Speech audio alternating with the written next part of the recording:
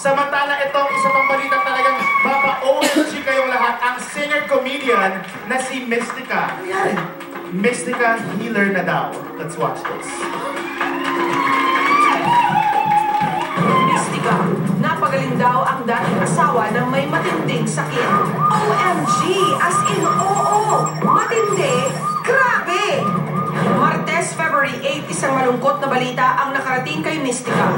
Na yung ama ng anak ko, na I haven't seen him for a long time, meron pala itong talagang karamdaman daw na colon cancer daw yung sakit.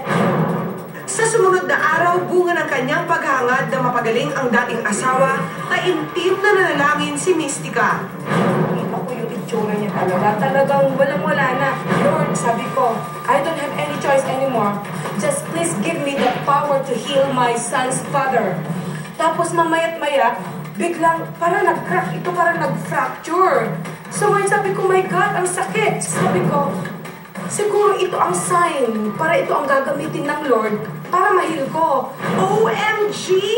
Matapos maranasan ang nasabing religious phenomena, isinagawa ni Mystica ang balak na panggagamot kay Romy. Ang sakit-sakit siya, Lord.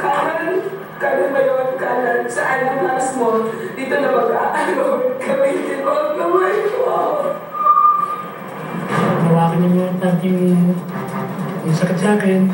After that, parang itong pagbabago ba, medyo hindi naman nakuling wala ka agad. Parang nabawasan. February 11, para masiguro ang pagaling ni Romy, muli silang kumonsulta sa doktor at nagulat si Mystica sa diagnosis nito. Oh, okay na yan. Okay po yung Thomas. Praise God.